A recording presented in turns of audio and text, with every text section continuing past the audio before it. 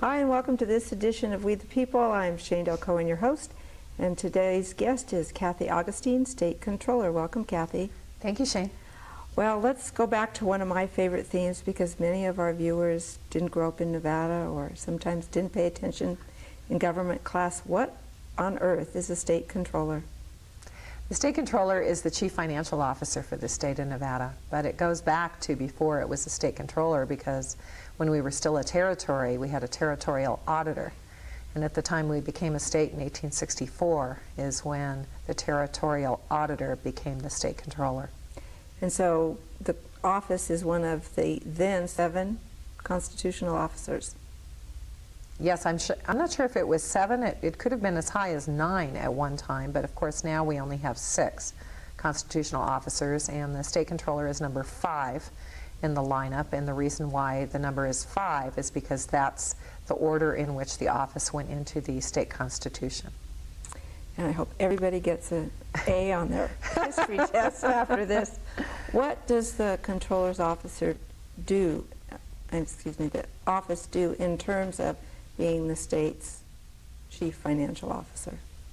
Well, in essence, just as the Attorney General's office is the largest law firm in the State Controller's office is the largest accounting firm in the state.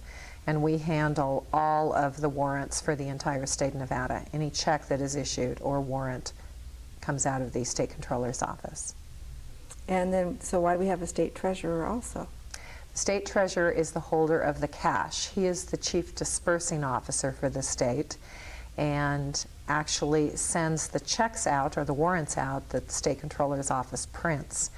And by holding the cash, the Treasurer invests all the money, whereas the Controller issues the checks. So one holds the cash and one holds the checkbook, and it is why we have a check and balance system in the state. Has it ever gone awry? Yes, as a matter of fact, it did. As you are well aware, a century ago, the State Controller and the State Treasurer were in cahoots with the banker in Carson City, and that's when they used to weigh the bags of money, and they were filling the bags with buckshot. And they got caught because one of the burlap bags fell on the floor, and of course it burst open, and out came all the buckshot. And it's the only 2 constitutional officers that have ever gone to prison was the State Treasurer and the State Controller. But we have a lot of checks and balances today. I would have to say that wouldn't happen today. And besides holding the checkbook, you also collect debt. Is that not true? Yes, we do. I initiated a new program for the state of Nevada back in 1999 to act as a centralized point of collection for past due receivables for the state of Nevada. And our program has been very successful. In what ways? Well, to date, we've collected over $3 million that would have otherwise been uncollected by the state. And we've got several different facets and assets that we're going after. One is for past employees who were overpaid, so payroll debt are turned over. Mm-hmm. We have bad checks that have been passed to the state, primarily through the Department of Motor Vehicles, that we are going after. And we also have initiated what we call a warrant offset program. So when a business or a vendor does business with the state of Nevada and owes another agency, we can offset the payments, which we weren't able to do before we had our integrated financial system. All this may sound very, very confusing to some people that don't deal in finance every day. What does this office mean to the average Nevada citizen? The State Controller is actually the watchdog for the state finances. Mm-hmm. And I am here to watch the taxpayers' dollars. It's their money, and that's what they have to realize. It's not my money, it's not the state of Nevada's money, it's not the governor's money, it's the taxpayers' dollar. And the State Controller is the watchdog for their money. And so you've said there's a lot of outstanding debt that you've gone after. What kind of tools do you have to do that? Is there a law that backs you up? Do you have extra enforcement ability? We have gone to the legislature the last 3 legislative sessions in '99, 2001, and in '03 to continue to enhance our debt collection operation. The last session we were able to get past a uniform bad check fee we had some agencies that were charging as little as $10 for a return check. So now everybody will be able to charge a $25 fee as of the 1st of January of this year, which is what private businesses can charge for collection on a bad check. Nevada has a history of being a little transient with some of its customers. Do you find that your pursuit of these debts takes you far outside of state boundaries? No, we do have some that we are pursuing, especially in the Department of Taxation, but we have contracted with out-of-state debt collection agencies who are able to go after a lot of the debt, and they have the tools that we don't have in-house.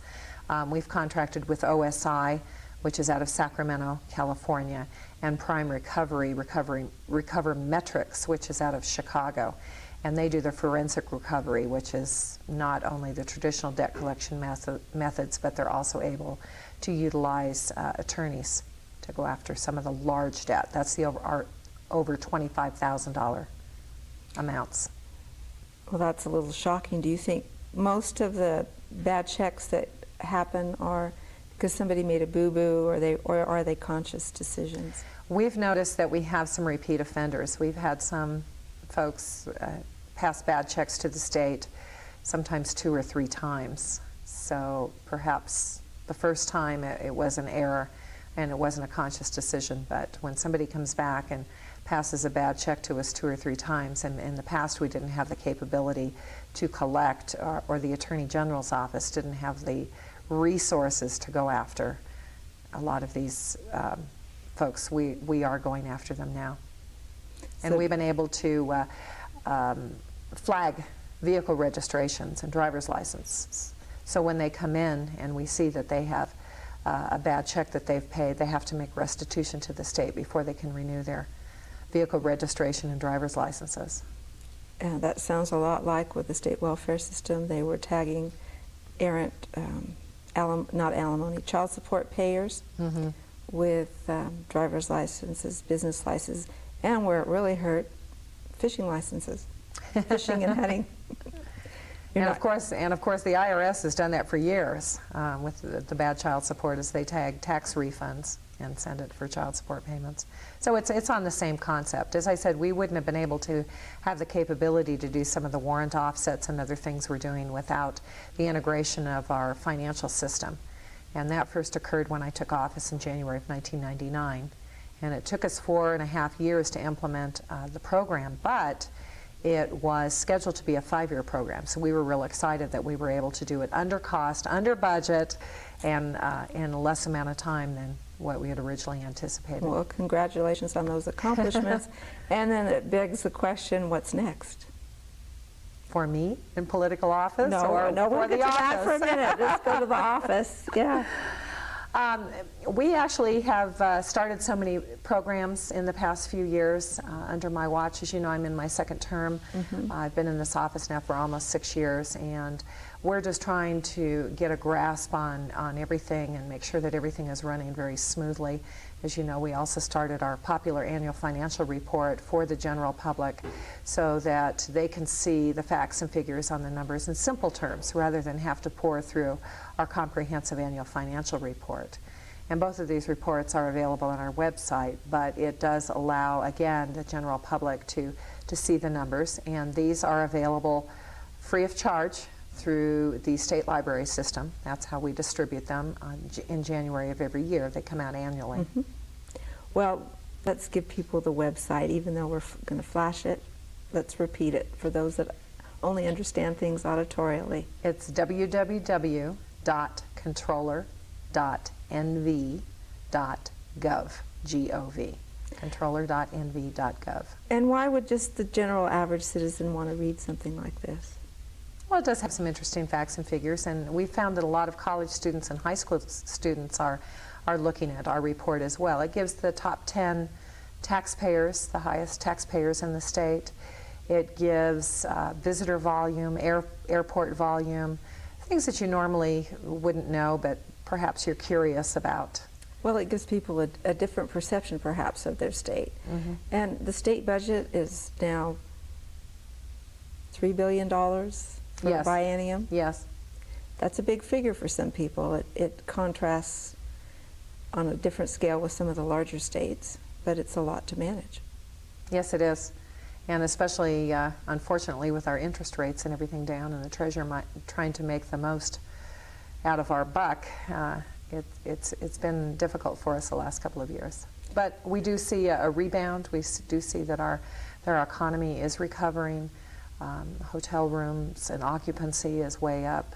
So I think we're going to be in a healthy status in the next couple of years again. Well, that sort of leads to my next question. You're in charge of watching the checkbook, which is not really a planning function, but you must have comments or be part of a team that is sort of forecasting what the financial health of the state is going to look like. Actually, we don't do forecasting out of our state, out of our office No. specifically. That's all done out of the Department of Administration and Right. the Governor's Budget Director. However, we do the distributions for the distributive school account, and we have had to delay that payment in the past. Instead of making the full quarterly prepayment, we've had to make it on a monthly basis rather than a quarterly basis because of our cash shortfall. So those types of things we do forecast. We notify the school districts and the governor when we're not going to have the cash at the beginning of the quarter to pay the full distribution. And it almost became expected by a lot of the school districts the last few years with our budget shortfall and our budget crisis that they knew that they weren't going to get all of the money up front. I think they were startled at first because we had been healthy and we didn't have to do that, and then they had to slow down. So everybody has to watch their own checkbooks now. Well, it's the same on almost every level, whether it's state office or your own personal checkbook. That's correct. Some of the same principles adhere, right? Yes. Well, you did talk about you personally, so let's just back up for a little bit and talk about when you were 7 years old, was your vision of yourself as a state controller? Absolutely not. I've always had a general interest, though, in public office, in politics. I was an office holder in junior high. I was an office holder in high school. I was an office holder in college. And what's interesting is the Center for American Women in Politics at Rutgers University has done some studies on American women that are now serving in different levels of office. And they have found that these are your Brownies, your Girl Scouts, your former elected officials or student body officers in schools, and these are the women that have gone on into higher office. I was, interestingly enough, the first Republican woman ever to run for the office of state controller. I found that just amazing.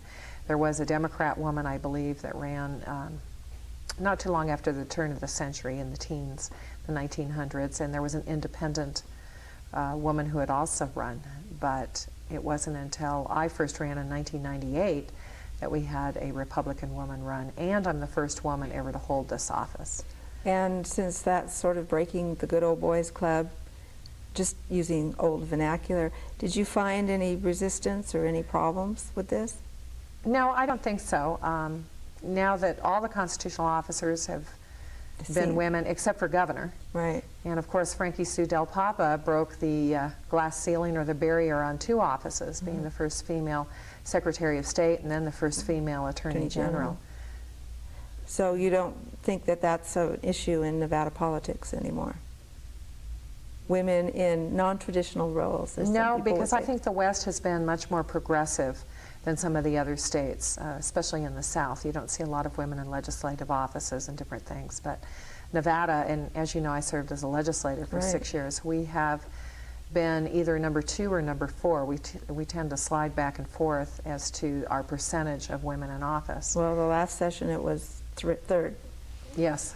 in the United States. Yeah, So that's, and usually the state of Washington's number 1, and the state of Arizona is also a high number. So for some reason, the West leads the nation in the number of women in office. And until the last election in 2002, 50% of the constitutional officers here, of course, were women. Now it's just a third with Lorraine Hunt, the lieutenant governor, and myself. But and the future? well, we'll have to see what 2006 brings. You know, I am term limited, as are all the constitutional officers now. It was a vote of the people, and so 5 out of the 6, the Attorney General is the only one who can run for re-election. So I may run for lieutenant governor. That's what I'm looking forward to in 2006. Going back to your own education, your interest in public service, and becoming controller, what kind of skills do you find that have served you well in this position? Good leadership skills. A lot of people said, oh, you're not qualified to be a controller because you're not a CPA. And when I looked at the office and the breakdown of the office, I now have 4 distinct sections within the office. I have an operations section, a financial reporting section, which is where my accountants are, a technical section, and a debt collection section. And you have to be a good administrator. You don't need to be an accountant to be the state controller. I do have a bachelor's degree in political science. I have a master's in public administration. And I think that my educational background also served me well. To say nothing of life experience, perhaps? That's true, too. And it also helped to have a background in the legislative branch, in the legislative process. So as we move forward and we look to ways of changing things, it's nice to have that perspective, and then now being in the executive branch. And what about they make the laws, we carry them out. Any career future in the judicial system then? I don't think so. Not going to balance it out all the way, huh? Even though I know there are a couple of, I believe, justice of the peace, you still don't have to be an attorney or have a law degree, but no. One of the things we'd like to do with the show is to encourage people that are watching or listening to get involved. And you've certainly made a good case for young women getting involved and ultimately running for office. Do you talk to young people at all these days about this? Yes, I think mentoring is very important, and when I'm given the opportunity or invited to speak either to high school clubs or to university women, I am a Delta Gamma alum, and I went to UNR and spoke to the sorority group there, and I think it's very important that those of us who have made these achievements don't pull up the ladder, that we bring other young women along with us and mentor them and allow them to have the same opportunities or better opportunities that were afforded to us. And I'm sorry, I lost my train of thought because it went in 13 directions. In terms of what are young people saying to you today?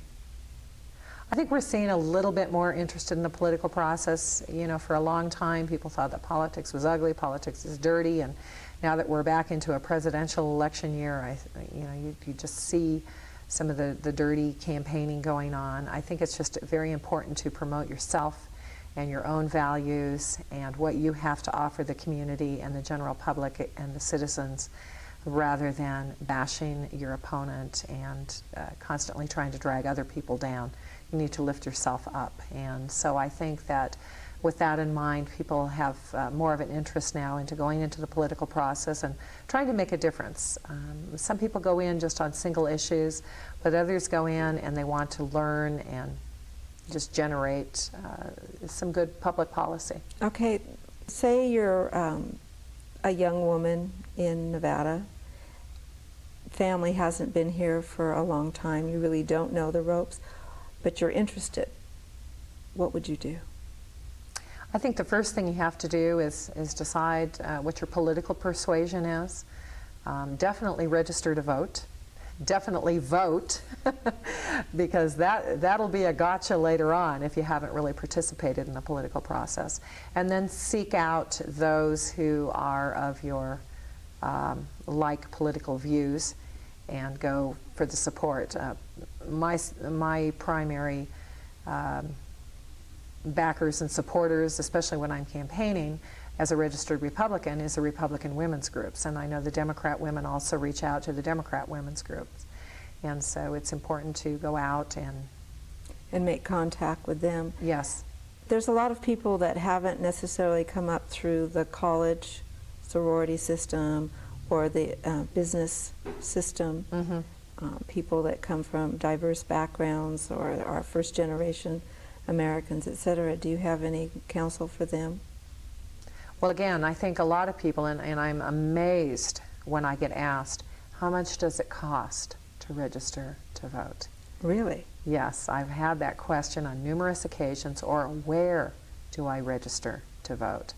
And so when I go into the high schools, one of the first things I ask the seniors, how many are 18 and how many are registered to vote, because I know as soon as I turned 18, I registered to vote at the high school. So all the high schools have that capability of registering. And when you go to get your driver's license, you can register to vote. So any newcomer. And again, so that's the first step in getting involved in the political process. But I was also a newcomer in the state of Nevada.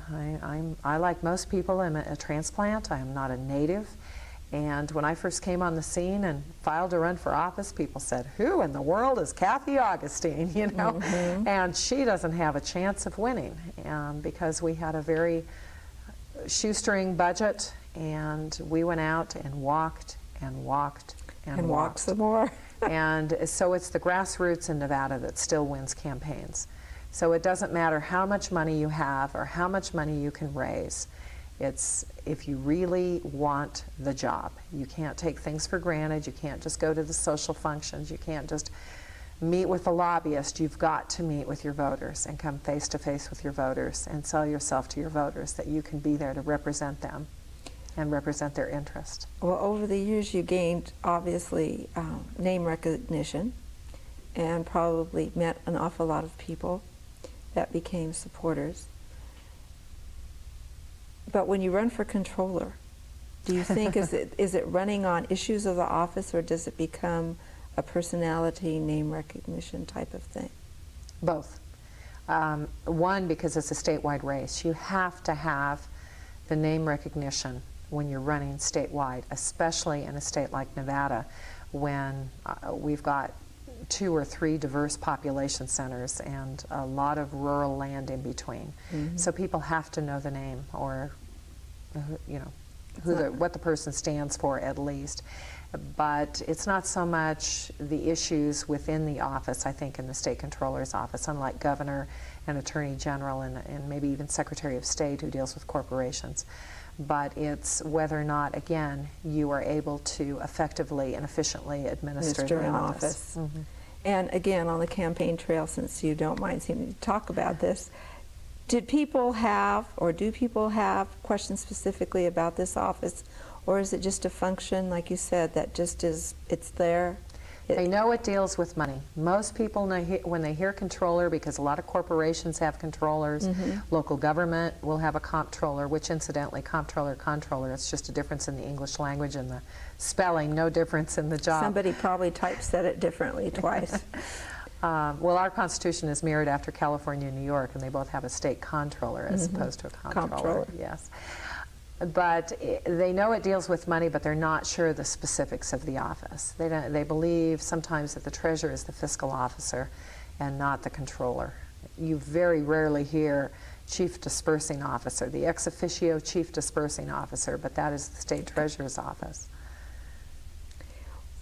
Well, I would hope that people probably would feel comfortable with everything that you said here today. But what's been the most difficult question that people have ever asked you about the office? Well, I think I have to say one of the questions that we get most often that we don't administer is a lot of people are interested in unclaimed property. And so I think the #1 email topic that comes into the office is, do I have any unclaimed property? Or I had an uncle that died or a grandfather that died that at one time lived in Nevada. Are there any assets that we can recover? And interestingly enough, unlike most states, the unclaimed property division is within the state treasurer's office, so we refer people to that office. But that's probably my #1 question that comes in. And then the #2 question is, why did I receive this check from the state of Nevada? Really? It could be vendors or private citizens or whoever happens to be in our vendor file that has gotten a refund check or a rebate check or a check for whatever reason, but the reason might not be on that check, so they're calling our office and asking us why. Well, they're happy to receive it, but what is it for? Well, that's kind of a good thing, though, right? They know where to find you. Right. And that before they cash it, they ought to check. Yes.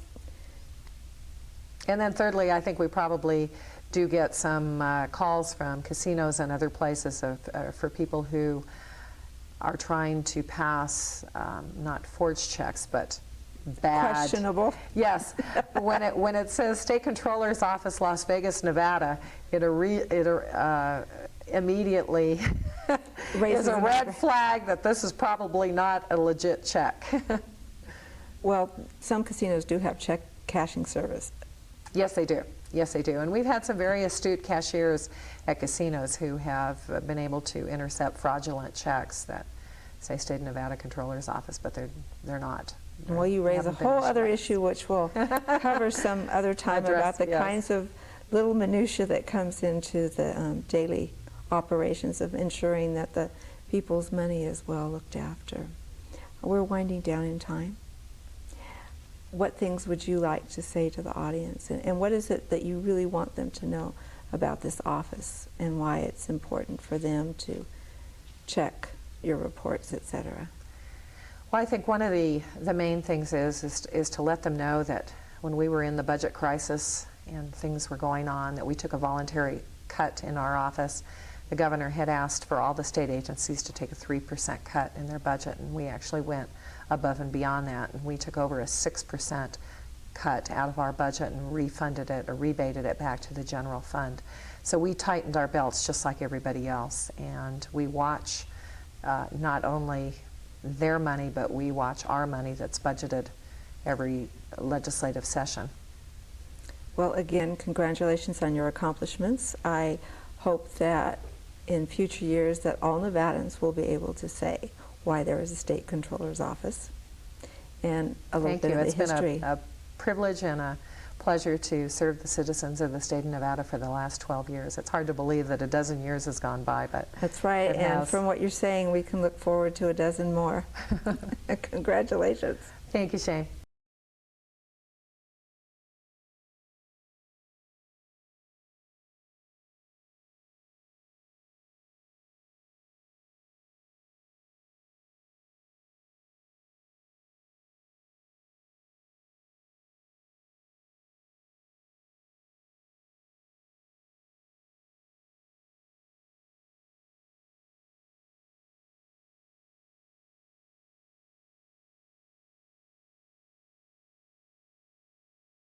And these